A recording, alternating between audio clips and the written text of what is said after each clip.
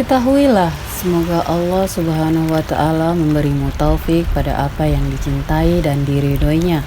Sesungguhnya Allah Subhanahu wa Ta'ala menciptakan Ruh Muhammad pertama kali dari cahaya jamalnya, sebagaimana firman Allah dalam hadis qudsi. Aku ciptakan Ruh Muhammad pertama kali dari cahaya wajahku. Muhammad yang dimaksud dalam hadis ini bukanlah Muhammad di alam dunia, melainkan Muhammad di alam gaib. Sebagaimana Nabi Shallallahu Alaihi Wasallam juga bersabda, yang pertama diciptakan Allah adalah ruhku, yang pertama kali diciptakan Allah adalah cahayaku, yang pertama kali diciptakan Allah adalah pena, dan yang pertama kali diciptakan Allah adalah akal. Hadis riwayat Abu Daud. Setelah masa 4000 tahun berlalu dari penciptaan Ruh Muhammad, kemudian Allah Subhanahu wa Ta'ala menciptakan arsy-Nya, dan dari Ruh Muhammad pula Allah menciptakan seluruh makhluk-makhluknya. Selanjutnya, setelah penciptaan ruh-ruh tersebut, kemudian Allah mengembalikan ruh-ruh itu ke alam yang paling rendah sebagaimana firman Allah Subhanahu wa Ta'ala. Kemudian kami kembalikan dia ke alam yang serendah-rendahnya. Quran Surat At-Tin. Setelah itu Allah kemudian menciptakan jasad sebagaimana firman-Nya, dari tanah itulah kami menjadikan kamu dan kepadanya kami akan mengembalikan kamu dan daripadanya kami akan mengeluarkan kamu pada kali yang lain. Quran Surat Toha.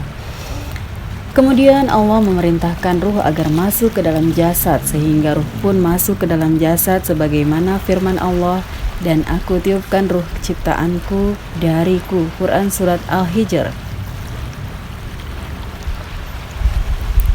Setelah roh masuk ke dalam jasad dan merasa betah, kemudian mereka melupakan perjanjian mereka kepada Allah. Mereka lupa dari mana mereka berasal, bahkan mereka enggan untuk kembali ke negeri asal mereka. Maka dengan kasih sayangnya Allah kemudian menurunkan para nabi dan rasul untuk mengingatkan mereka kembali akan negeri asal mereka.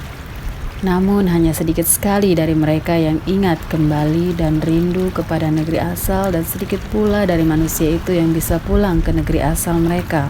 Kemudian Allah Subhanahu wa Ta'ala mengutus Rasulullah pada manusia-manusia yang lalai itu untuk menyadarkan dan membuka mata hati mereka agar mau kembali ingat kepada negeri asal dan kepada Allah.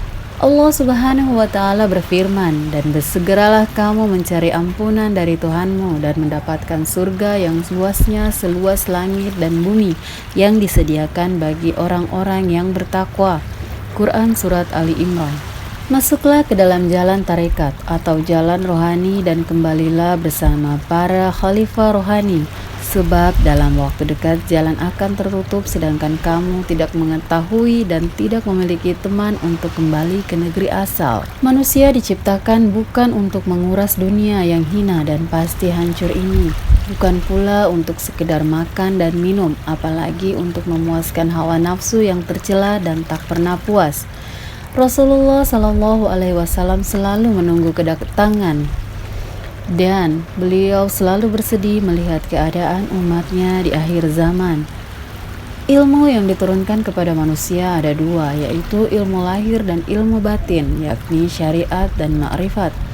Untuk jasad kita Allah memerintahkan dengan syariat, dengan salat, zakat, puasa, sedekah, umroh ataupun haji. Sedangkan untuk batin kita dengan ilmu ma'rifat atau mengenal Allah. Agar menghasilkan ilmu hakikat, maka keduanya harus dipadukan. Seseorang tidak akan dapat mencapai ilmu hakikat jika kedua ilmu itu tidak dikerjakan dan tidak sama-sama diamalkan secara sempurna. Dan dia tidak akan dapat mencapai kesempurnaan ibadah ketika tidak menyempurnakan syariat dan ma'rifatnya. Sebagaimana firman Allah Subhanahu wa Ta'ala, tidak aku ciptakan jin dan manusia kecuali untuk menyembahku. Quran Surat Az-Zariyat. Bagaimana kita mau menyembah Allah jika kita sendiri tidak mengenalnya? Umar bin Khattab radhiyallahu an pernah berkata, aku melihat Allah dengan mata hatiku.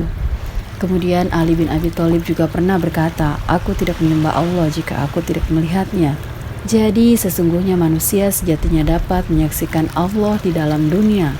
Dan untuk dapat melihat Allah diperlukan ilmu ma'rifat. Sebagaimana firman Allah dalam hadis qudsi, sebelumnya aku adalah khasanah yang tersembunyi, lalu aku ingin dikenal, maka aku ciptakan makhluk agar aku dikenal. Maka jelaslah bahwa Allah Subhanahu wa Ta'ala menciptakan manusia agar dapat mengenalnya atau ma'rifat kepadanya, sehingga ma'rifat ini menjadi wajib hukumnya untuk setiap manusia. Ma'rifat itu sendiri terbagi menjadi dua, yaitu ma'rifat sifat Allah dan ma'rifat zat Allah.